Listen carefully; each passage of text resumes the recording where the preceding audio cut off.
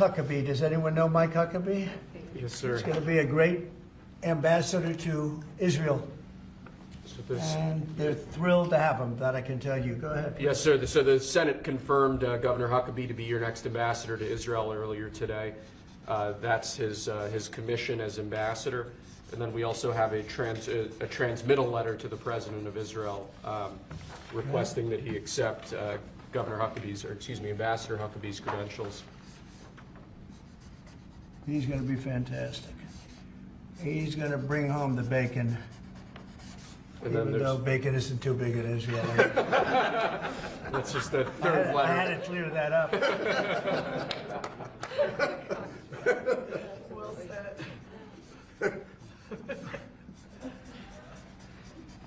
Okay. Thank you, sir. Congratulations to Mike Huckabee. Next, sir, this is a big one. As you've consistently identified, restoring our maritime dominance as a nation is very important. From shipbuilding to having a merchant marine that's capable of supporting American military efforts, really up and down the line, restoring maritime dominance has been a priority of this administration.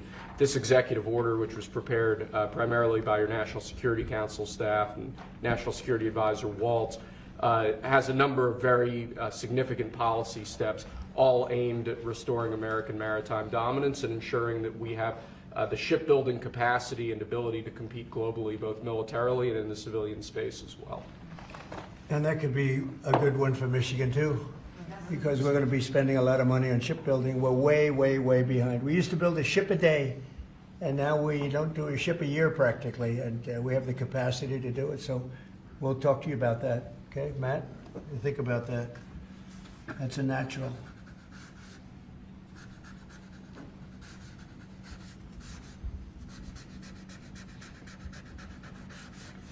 Okay, shipbuilding. That's a good one. Okay, thank you. Thank you, sir.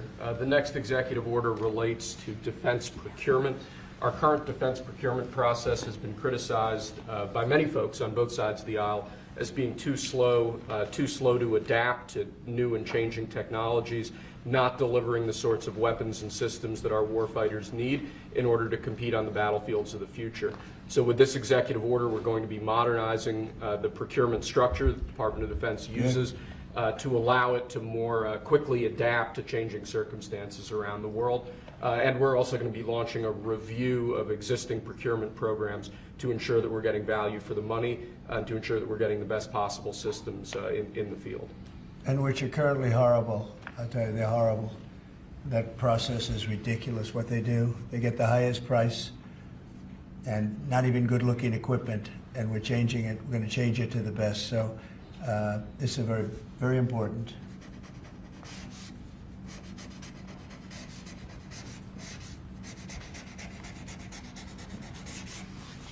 I want to say hello to Brooke. Well, sir. Look at Brooke. She got the cost of eggs down 87%. 87%, Governor. We have somebody that's done a great job at Department of Agriculture, and Kristi Noem, who perhaps a few of you have heard of. She has done the most unbelievable job as somebody that's watching over a country at the border, and with Tom Homan and your whole staff of tremendous people. So thank you. Who would think that she is like meant for that job, huh?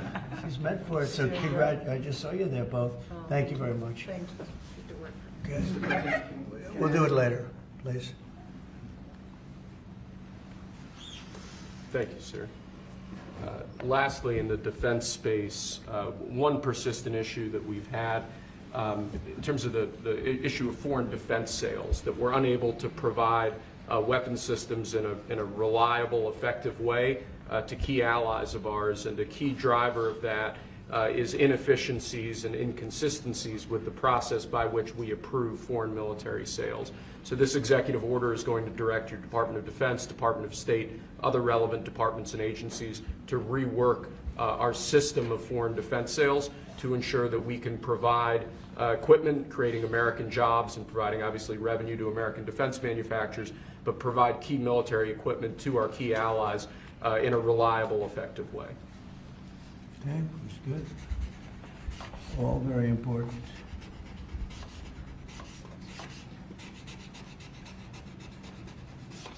Okay? Because our budget is just about approved, and it's a big budget, and we want to spend the money properly, get the best equipment in the world. We rebuilt our military during my first term, rebuilt it entirely, beautiful.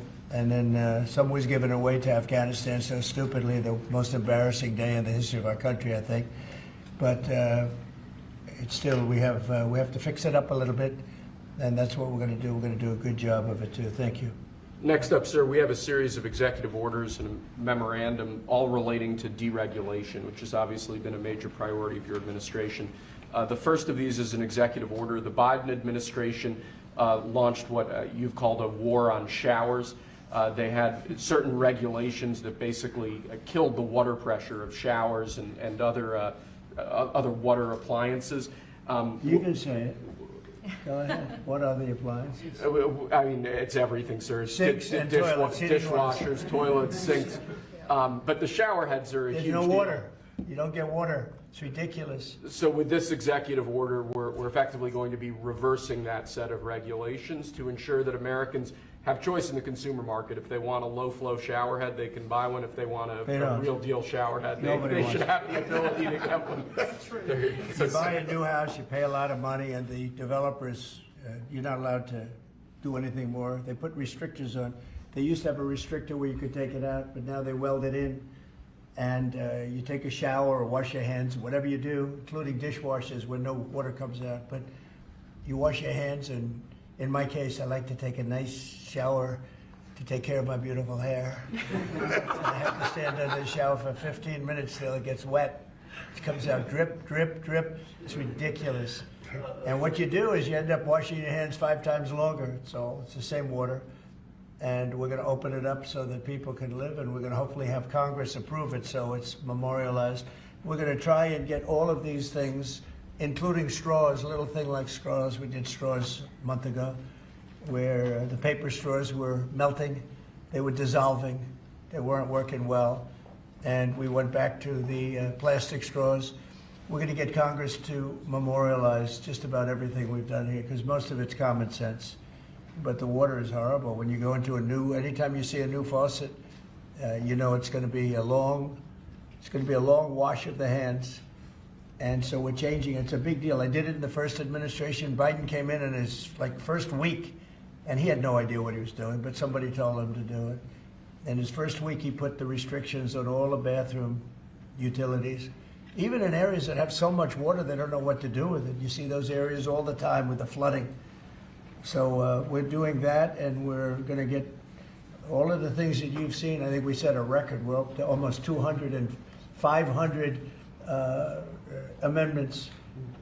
Nobody's ever done that many. We're going to get them approved by Congress so they're memorialized. And we look forward to doing that. Very important. And Congress is going to start working on it as soon as we get the big, beautiful deal done. The big, beautiful deal is important. The biggest tax cuts in the history of our country, that's important.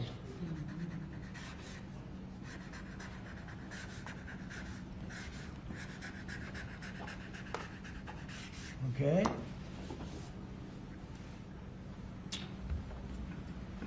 Okay, is that okay? Good. It's a 10. You think a good shower.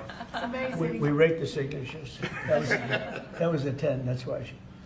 This is another executive order relating to deregulation, sir. There are a lot of regulations on the books that either promote monopoly directly or prevent new market entrants from entering into a given market.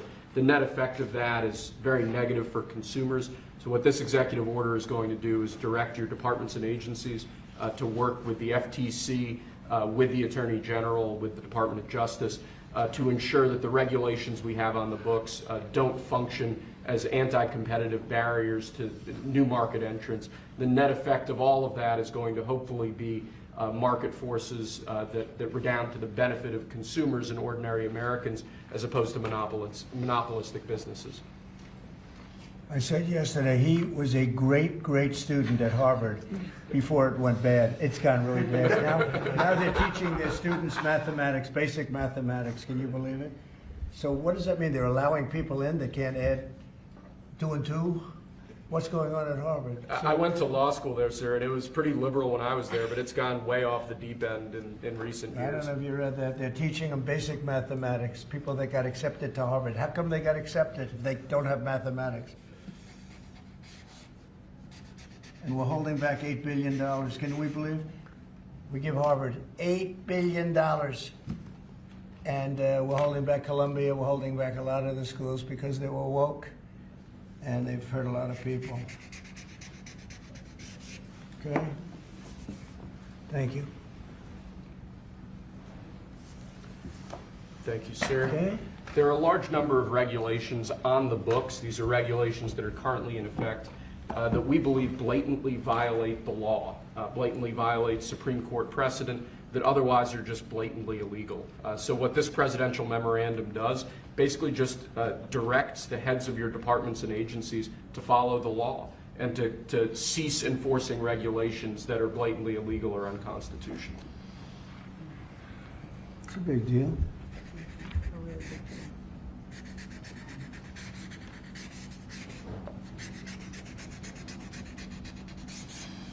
It's really very important that we get these memorialized Yes, sir. in Congress. Very important for the long haul, right? Yes, sir.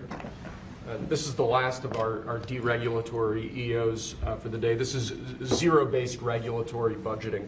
The idea here is that over time, regulations accumulate on the books and in the Federal Register, and people aren't taking a close, detailed look at what's on the books and clearing them out as times change or as regulations become dated or ineffective. What this executive order is going to require is each of your departments and agencies to scrutinize on a continuing rolling basis all of the regulations they actually have on the books and sunset those that either no longer serve a purpose or the departments and agencies can't identify a specific reason for keeping them active. Okay.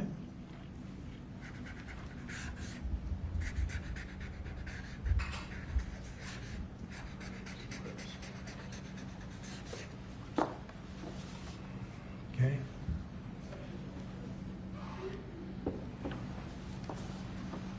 Thank you, sir.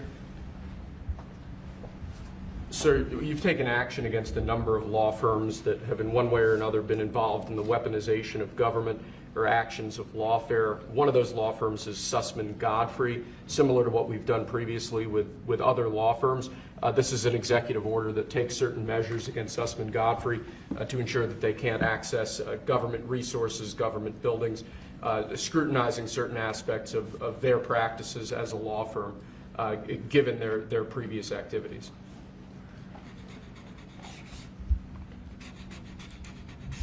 And we signed with many law firms, the ones that we thought were inappropriate, and they've all agreed to pay $100 million.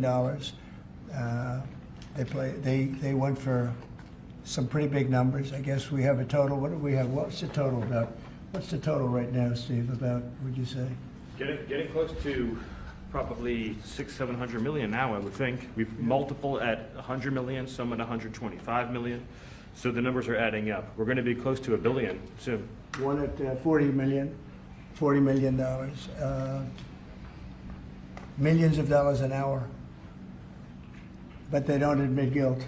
Remember that, they don't admit guilt. But, and we have another 5 to go, I think, 5 of them. And this one is just, we're just starting a process with this one. Yes, sir. All right, because there were some very bad things that happened with these law firms. And this firm is very involved in the election misconduct. Weren't they all involved in the election misconduct? I think they were all involved. Yes. Anyway, so they went from $40 million to $125 million, and most of them are at about $100 million, right? All right.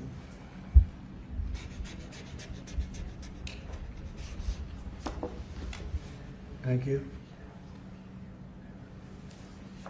Thank you, sir. The next presidential memorandum we have for you relates to Miles Taylor. You may recall that Miles Taylor served in the Department of Homeland Security during your previous administration. In his capacity with the Department of Homeland Security, He leaked classified information. He wrote a book under the pseudonym Anonymous, making outrageous claims both about your administration and about others in it.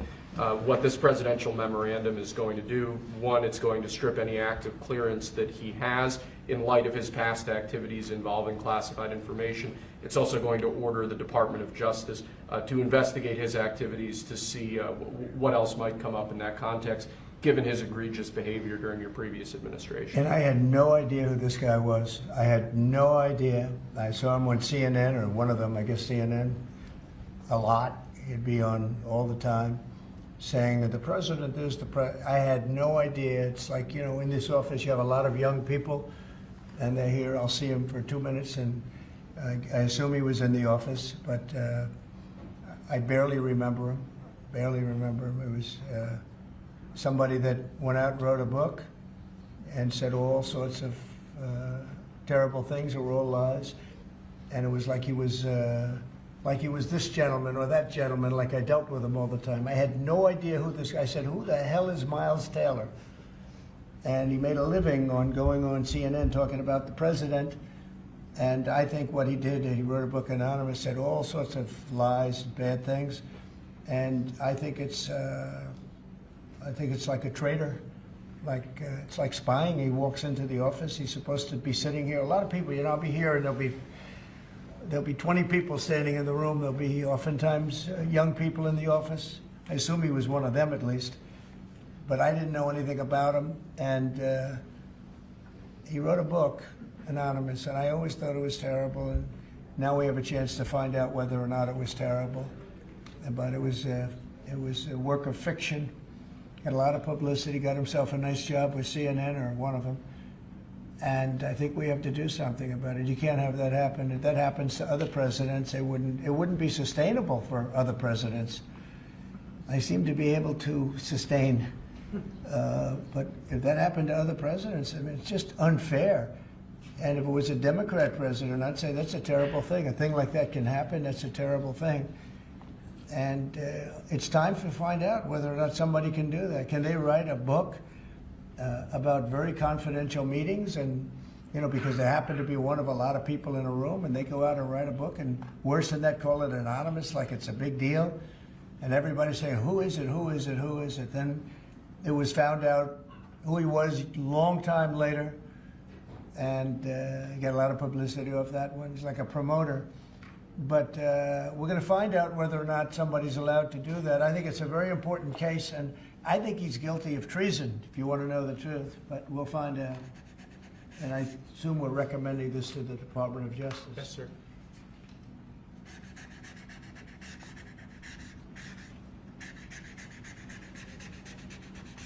Okay, good. Terrible guy. Similarly, sir, Christopher Krebs, the former head of CISA. This is a man who weaponized his position against free speech in the election context, in the context of COVID-19. This is it's a similar presidential memorandum to the one you just signed.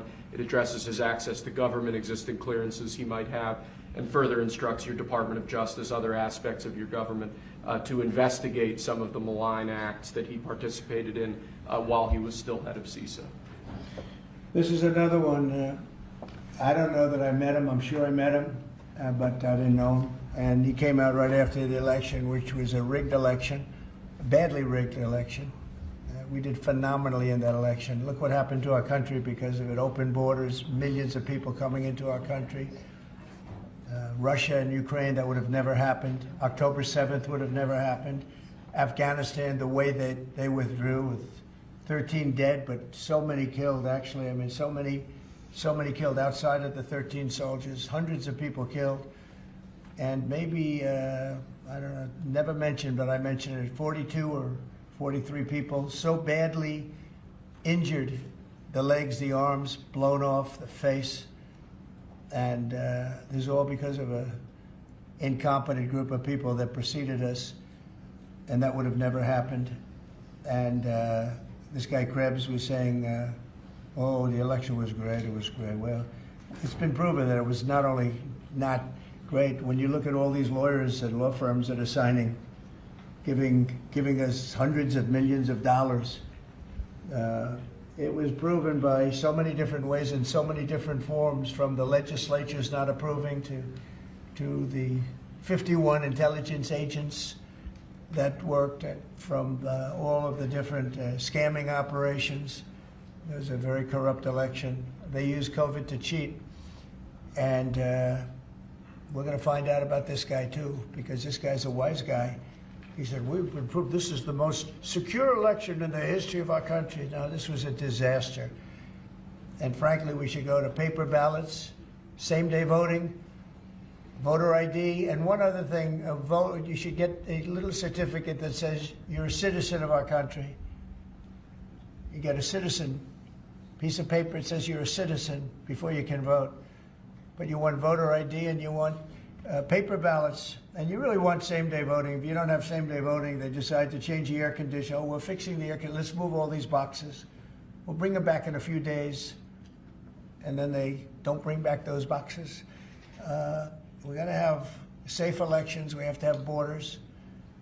Ideally, we have to have a free press, which we don't have. We don't have a free press. We have a very dishonest press.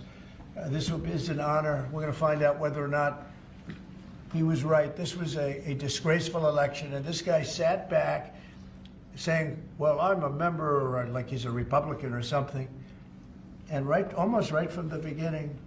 And he's tried to make the case that this election was a safe election. I think he said, this is the safest election we've ever had. And yet, every day you read in the papers about more and more fraud that's discovered. He's the fraud. He's a disgrace. So we'll find out whether or not it was a safe election. And if it wasn't, he's got a big price to pay. And he's a bad guy. Here's another one. I have no idea who he is. Krebs. I have no idea who he is. I'm sure he was in the room at some point, just like you're all in the room, but I have no idea who he was. So thank you very much. Those last two are very important, I think, for the country. Thank you, sir. And lastly, we just have 3 proclamations. These are the sorts of things that most presidents use an auto pen for. You obviously don't like using the auto pen much, if at all. The first of these is National Former Prisoner of War Recognition Day. This is one that you did in each of, I believe, each of the previous years of your previous administration, recognizes former prisoners of war. More generally, this proclamation is written to acknowledge the great steps you've made both in this administration and your previous administration on behalf of veterans, homeless veterans, others who've suffered in that way, and basically stating that it's a priority of your administration to ensure that veterans and homeless veterans are cared for properly. Good. And you know what? They ought to find out who was using that auto pen, because whoever that person was, he or she was like the President of the United States, and I'm against auto pens. I think auto pens are not a good thing, especially when you're talking about documents like we're signing today. If he can't sign, then he can't be president. It's pretty simple. Let's see whether or not he could sign. But I think that should be tested. I really think that should be tested. It's another one. And you may think about it, because how can a man that, did he really know that when they gave all false information on the council, I mean, the whole unselect committee of political lunatics, they destroyed all the information. You can't get any information. They went for like a year and a half, almost 2 years, screaming and ranting and raving. Democrats plus 2 worse than Democrats. You had Liz Cheney, and crying Adam Kinzinger. Crying Adam. Every time I looked at him, he was crying. The guy was a crier. But you can't do that. You just can't do that. So we're going to find out a lot. I think we're going to find out a lot. These last 3 or 4 have been they've been very, very interesting. We'll see what happens. Sir.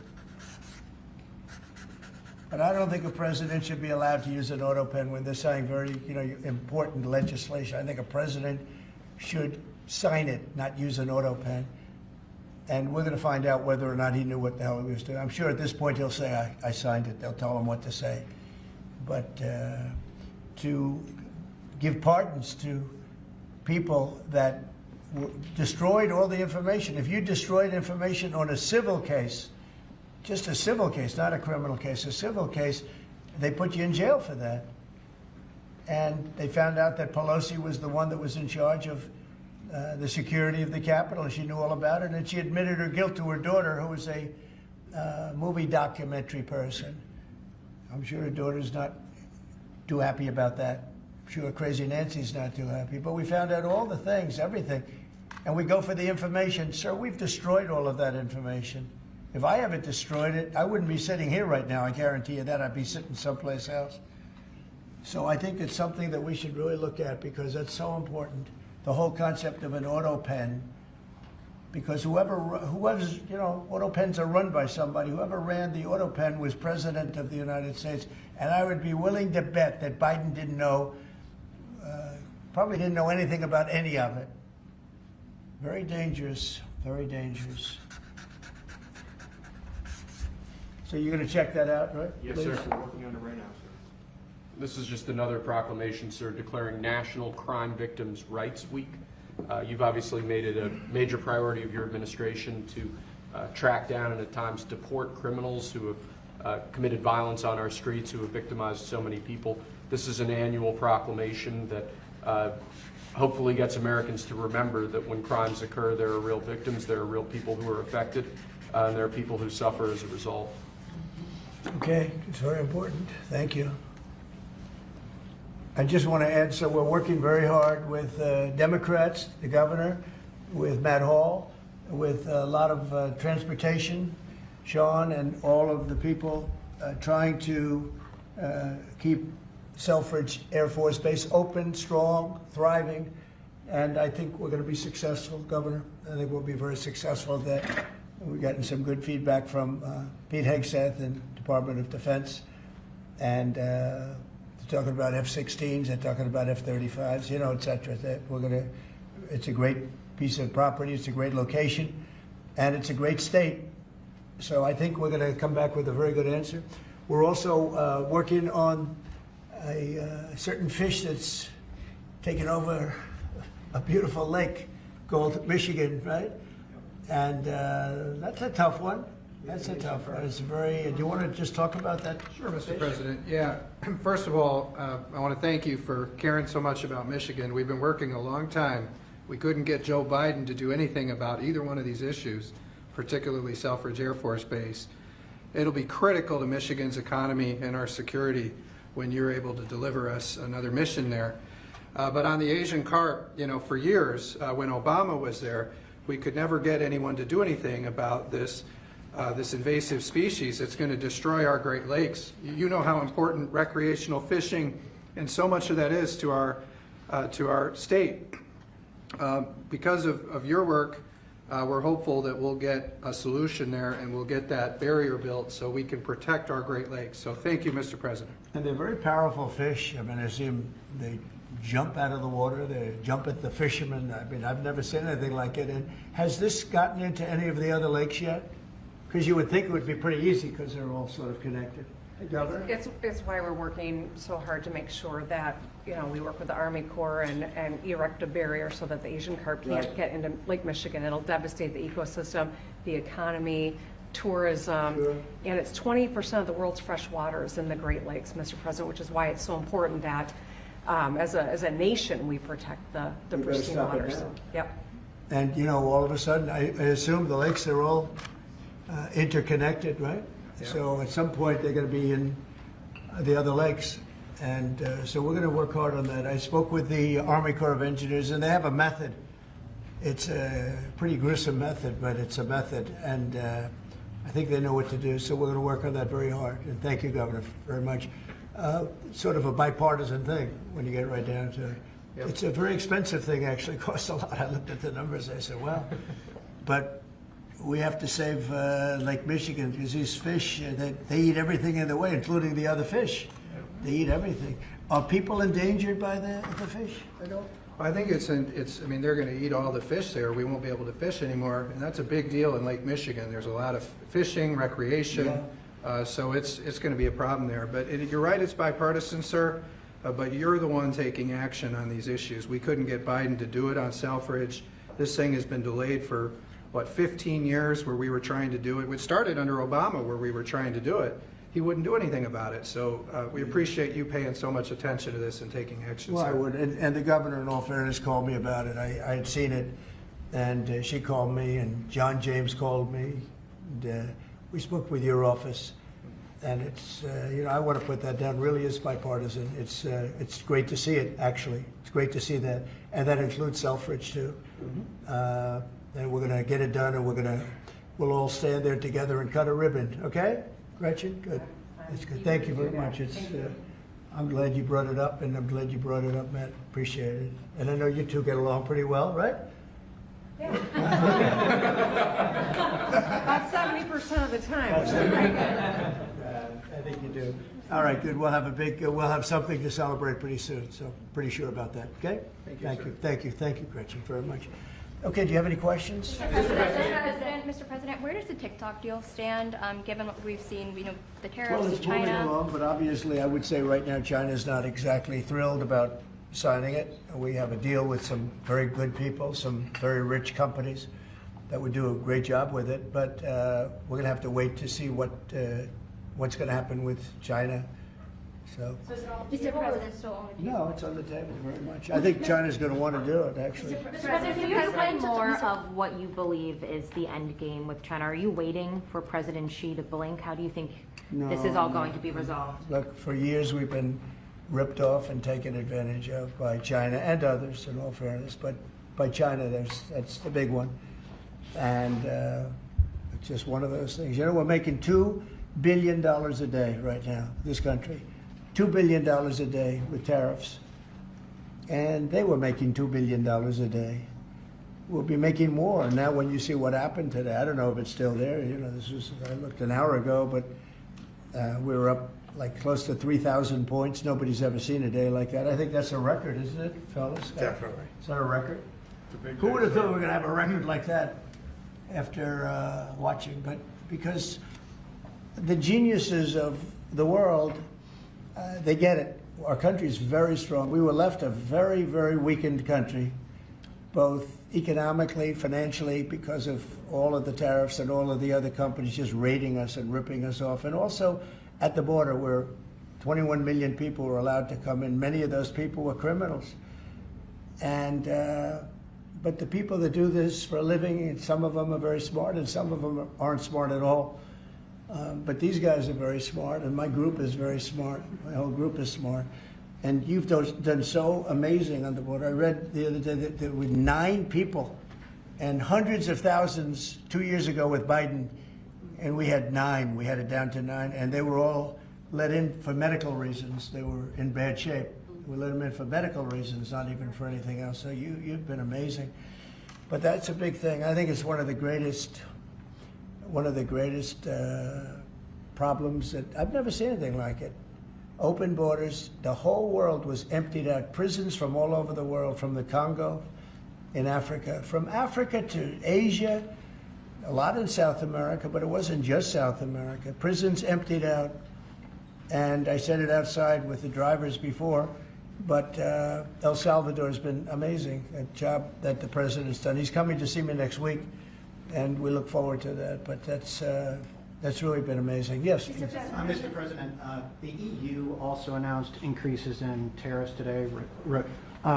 Why not That's treat? bad timing for them. That's bad timing. Why not They treat said them right, with They didn't put them in. No, they threatened Oh, them, I but they think picked a later date, which our expectation is it's going to be later still. Okay, good. I'm glad that they held back. You said you were watching the market. If this was the strategy all along to bring them to the table, why did you instruct or advise, or maybe they did it on their own, some of your top aides to say this is not a negotiation, to hold the line, that they were going to hold the line, that you were not going to change Well, your a lot mind? of times it's not a negotiation until it is, and that happens. And I said outside that you have to have flexibility to do it right, and that's what we have. We brought everybody to the table, and it may not be a negotiation. It may not last. I mean, things may be asked that I think are not fair to us. Look, we've been ripped off by essentially everybody for 35 years. This is not just a new thing. And Roger Penske just left. He's a great gentleman, great man, actually. And he said no other president would have had the guts to do this. And I believe that's right. They wouldn't have done it. They should have done this a long time ago. A long time ago they should have done it. I started it with China. I took in hundreds of billions of dollars in tariffs and taxes from China in my first term. And we had the greatest economy. We were up 88% on the stock market. That was the greatest ever in the history of our country. But it had to be done. It's something that had to be done. Mr. President, thank you so much. Which countries will be negotiating first? Do you have any criteria? Because, for example, Brazil and the UK, they do not have deficits with the US. They have a surplus. They do not have a surplus. They have deficits with the US. So what is the criteria? And also, would you consider talking or meeting with Xi Jinping? Oh, sure I would. He's a friend of mine. I mean, I like him. President Xi, I like him. I respect him. But they haven't treated our country right. Sure, I'd meet with him.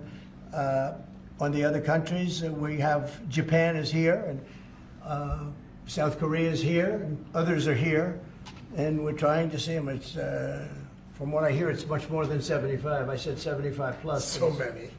It's everybody wants to make a deal, actually, and you know we want to do what's right for our country. We also want to do what's right for the world. The world is important. I mean, you know, it's the world, right? And I think we're going to make a lot of people very happy. And I think investing in the United States of America will be the greatest investment that anybody's ever made. Mr. President, can we still expect to see the sectoral tariffs, so the pharmaceuticals, steel? Is that something you're still considering moving forward Yeah, with? well, I will be, because we want them coming back. You know, we realized during COVID that we don't make our drugs and our pharmaceuticals in this country. So I realized that. And it was a big realization. We had to go to China to get drugs. We had to go to other places. I won't even mention the names, but we had to go to other places. We don't make it. And that's because we let them leave. And now if they want to come back, we're going to put tariffs on the pharmaceutical companies, and they're going to all want to come back. They're going to come back. I'm not going to pay them any money like Biden with the chip deal. That chip deal was horrible. They give billions and billions of dollars to chip companies. All they have is money. They have so much money. And they give billions of dollars, and they're just going to keep the money. They're not going to spend it. And the only thing that's going to bring them back is you say, we have a barrier. You have to pay 50% or 100% or 200%.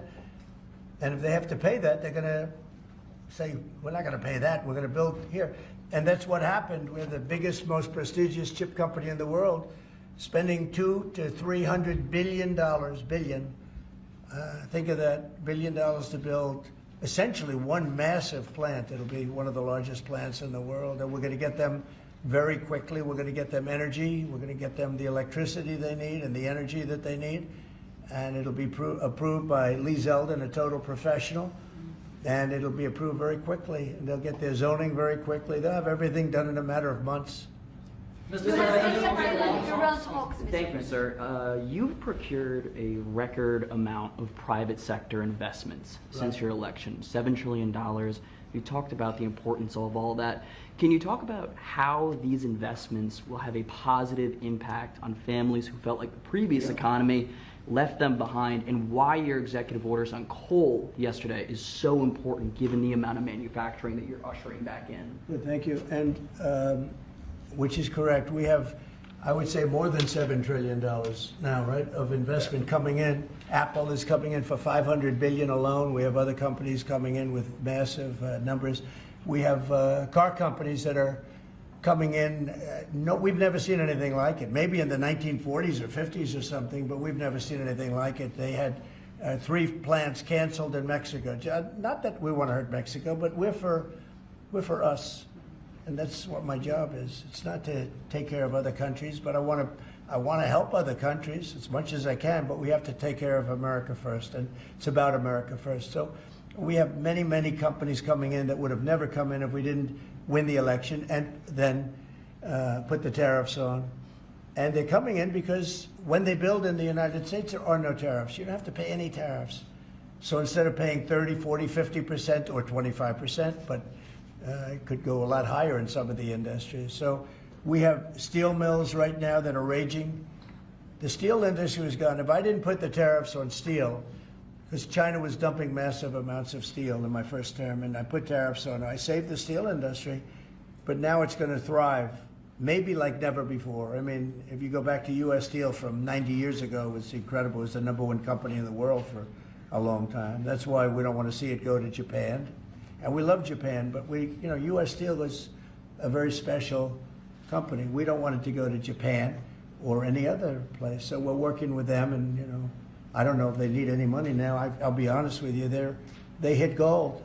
They hit gold because if you look at it, they have such orders for steel now. It's incredible. What's going on in our country is incredible with respect to plants. So we lost 90,000 plants and factories from the beginning of NAFTA, the worst trade deal ever made in the history of this world, but certainly in the history of trade. There's never been a worse trade deal. We were able to cancel that. We had to get approval from Congress. It was like a disastrous curse because you had to go to Congress to get it terminated. You couldn't just terminate it because it was a bad deal. And you had people in Congress that didn't want to do it because they had other reasons, maybe bad reasons. They're mostly not there anymore, those people. But it's amazing what's happened. I appreciate that question because it's incredible. I don't think we've ever seen anything like it. $7 trillion, and it's much more than that because these are places that we know. $7 trillion is unheard of. I never looked at the Biden numbers, but you could go a whole year, and it was peanuts. Everybody was leaving. They weren't coming in; they were leaving, and that means jobs are leaving. And so we're not playing games. We're going to make this country greater than ever before. Thank you for that question. Mr. President, it seems that China's made some. Let her just do that. Oh yeah, absolutely. Thanks. For the past few days, we've heard from this administration no pause. Was this idea of doing a pause, did that just come about this morning? Can you tell us exactly what came into consideration for you and your advisors? For a period of time, I wouldn't say this morning. Over the last few days, I've been thinking about it. I've been dealing with Scott, with Howard, with some other people that are very professional. And I think it probably came together early this morning, fairly early this morning. Just wrote it up. We didn't have the use of... we didn't have access to lawyers, or we just wrote it up from our hearts, right? It was written from the heart. And I think it was well written too, but it was written from the heart. It was written as something that I think was very positive for the world and for us. And we don't want to hurt countries that don't need to be hurt. And they all want to negotiate. The only problem is, you can only do so many at one time. We want to do it right. We want to get it right. We want to take care of them, but we have to take care of our country. So, but this was something certainly we've been talking about for a period of time, and we decided to pull the trigger. And we did it today, and we're happy about it. I didn't know it would have that kind of an impact, but it's, I think they have the biggest increase in the history of the stock market. That's pretty good. You're almost, if you keep going, you're going to be back to where it was 4 weeks ago. But it was a sick market 4 weeks ago, because the trade was sick. It was only a question of time. I don't blame the tariffs. I think the tariffs just sort of magnified what was happening. It was sick. Biden allowed these people to get away with murder. Biden allowed China to just take advantage of us. We had like $1 trillion deficit with China, $1 trillion deficit. So that was going to only be a matter of time. I think the tariffs brought it out faster, and they magnified the problem. But I think this was a problem that existed far beyond tariffs. This was a systemic problem, and we're going to cure that problem. And maybe to a large extent we have, because we've revealed it, and we've revealed it very strongly. Yes, sir, please. Thank you, Mr. President. So it seems China's made some serious missteps here in these negotiations, and Secretary Besson said earlier you may have goaded them into a tough position here. I'm wondering, are you in a way putting together a coalition against China in terms of trade here? No. Well, China, look, they're very capable, and I don't blame China for what happened. I blame the people sitting right at this desk, right behind this desk, or another desk. You get your choice of 7. I happen to pick the Resolute, but I blame the people sitting behind in this chair, behind this desk, for being stupid, incompetent, or not having courage. This should have been done years ago. This should have been done before Obama, in all fairness. Not only Biden, Obama. This should have been done many years ago. This started with the World Trade Organization, which was owned by China. It was owned and paid for by China. They didn't even have to do things. They considered them a nation that was undeveloped. They said they were a developing nation. Well, we're a developing nation too, if you think about it. Look at our inner cities. Look at what's happened. I think we're starting from ground zero there, right? So we're a developing nation too. No, I don't. I know it's a lot of people take heat for saying it, but I blame the people sitting at this desk more than I blame China. If China can get away with what they got away with taking hundreds of billions and trillions of dollars right out of our pocket because our people here were stupid, they were stupid people. Maybe corrupt, I don't know. I don't know how you could be that stupid. How do you get to be president and you're stupid? But they certainly weren't courageous, and they allowed this to happen. And with Japan and with many other countries that took advantage of us. I mean, we had deficits with almost every country. I used to read these things. The first term I'd read them. I'd actually read the agreements. I'd say, how could anybody agree to this stuff? So certainly they were rough, and they were tough, and they were smart. And you can blame them, but I really blame the people that allowed them to do it, because you know, if you could read first grade and you could read these agreements, you'd say, these are terrible deals. I actually used to say, who would allow deals like this to be made for our country? And maybe it's people that didn't care. Maybe it's people that weren't courageous. Maybe it's people that were corrupt. I don't know. But I blame those people more than I blame anybody else. Mr. President, you've been very specific in saying that you would like the EU to purchase U.S. energy. Is there something specific that you would like China to do? Well, you'll be hearing about that. Yeah, there are a lot of things I'd like China to do. Are there some examples? There are a lot of things that I want China to do, and I'll be telling China what that is. Not you, but I'll be telling China. Mr. President, Iran, you said the other day that if they do not agree to a potential nuclear deal, that it would be very dangerous for them. What specifically well, they did you can't mean? have a nuclear weapon. Did you mean military action, though, if they don't agree? Oh, if necessary? Absolutely, yeah. And do you have a deadline for these Yeah, talks? I do. And You're talking about with Iran? Yes. Yeah, I You're saying do. it's not Do you want something negotiable. definitive this weekend, or do you see this as the start of a process? It's a start. Do you have a timeline? We have a little time, but we don't have much time, Who is starting the because we're not going to let them have a nuclear weapon. Is Can't it let them have a awkward to nuclear be weapon. there, Mr. President? And we're going to let them thrive. I want them to thrive. I want Iran to be great. The only thing they can't have is a nuclear weapon. They understand that. You know, the people are so incredible in Iran, and they're so smart. They're very smart people. But, you know, they're in a rough situation, rough regime. But they understand, and the leaders understand. And I'm not asking for much. I don't, they can't have a nuclear weapon, and I've said that. And I was a little bit surprised, because when the election was rigged, I figured they'd get the weapon, because with me they were broke. They were broke. They had no money because of the sanctions. Nobody could buy oil. We did that to Venezuela just recently, and we'll do it to other countries if we have to. I want to see Russia and Ukraine make a deal. They got to make a deal. When schools get blown up and bad things happen, like I'm hearing about, it's no good. I hope we're going to make a deal with Russia and Ukraine. But with Iran, yeah, if it requires military, we're going to have military. Israel will obviously be very much involved in that. He'll be the leader of that. But nobody leads us. We do what we want to do.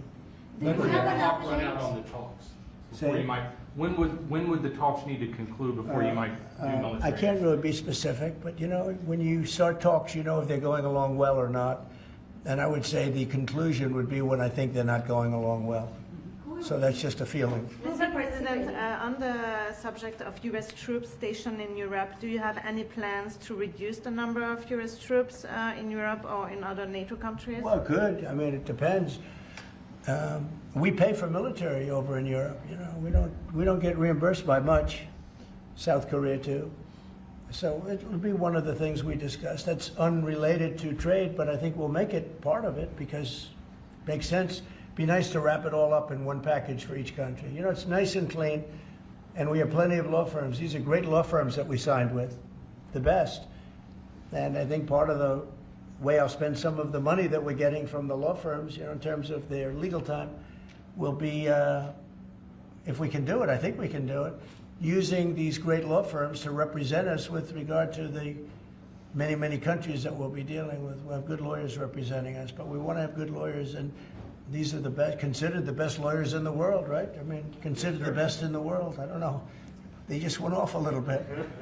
Mr. President, two questions. On Iran, do you have an update on who will be participating or conducting these conversations? Will Witkoff be there on Saturday for these direct talks?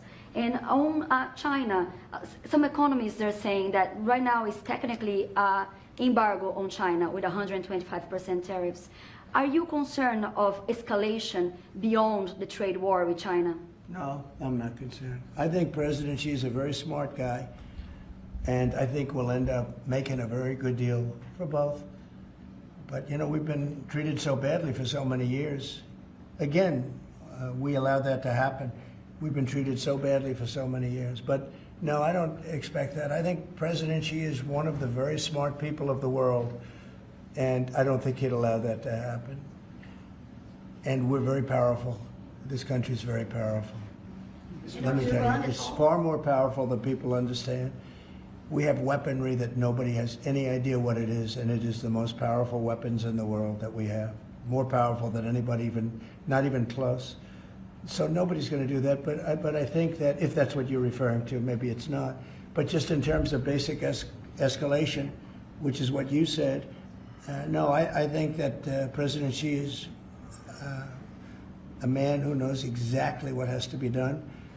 He's a very smart man. He loves his country. I know that for a fact. I know him very well. And I think he's going to want to get to a deal. I think that's going to happen. We'll get a phone call at some point, and it'll be off to the races. It'll be a great thing for them. It'll be a great thing for us. It's going to be a great thing for the world and for humanity. Do you have plans to meet with Putin in Saudi Arabia? At some point I would. At some point. In Saudi We'll have to Arabia? see. I mean, we have to get there right now. We got to get there. In the meantime, they're losing 2,500 on average young people every single week. Think of that. 2,500 people a week. It's not even conceivable. We got to get there fast. Do you think A couple of more. Yes. you have to increase tariffs on China even more before they come to the table or give you a phone I call? can't imagine it. No, I can't imagine it. I don't think I'll have to do it. I don't think we'll have to do it more. We calculated it very carefully. By the way, when you hear 100, a lot of people charge much more than that. Canada charges much more than that to our farmers, our dairy farmers. Many, many people charge much more than 100 or 125 in this case. But I don't, it's still a significant number. I don't see that again. On the Yeah, investigations, please. Yeah, Mr. President. So do you think some of your tariff critics would prefer, to see the United States go through turmoil than to actually see it succeed just because they are your policies? You mean just leave the tariffs the way they are now and just relax, right? Some people have said that. Look, again, we're making, it'll be soon, much more than $2 billion a day. That's not the worst thing that I've ever heard. So yeah, some people say that. But, we look at the other side too. I think as the United States, we have an obligation to look also at the other side. We want what's good for everyone. I mean, it's America first, but we also want to make sure there's a world that can live happily and all of that. And so, this is the way I look. No, but there are people that say, look, where we are now, I've been in worse positions in my life than making $2 billion a day plus, right? It's really plus. Thank you very much, everybody. Thank you, Press. Thank you, Press. Head it out. Thank you very much. Thank you. Or the markets are what really changed your mind when it came to The markets right now are extremely good. Thank you. Thank you. Thank you, Press.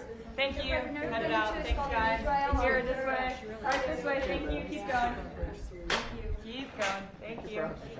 Thank you very much. Thank you, Press. Really good. Better left, good.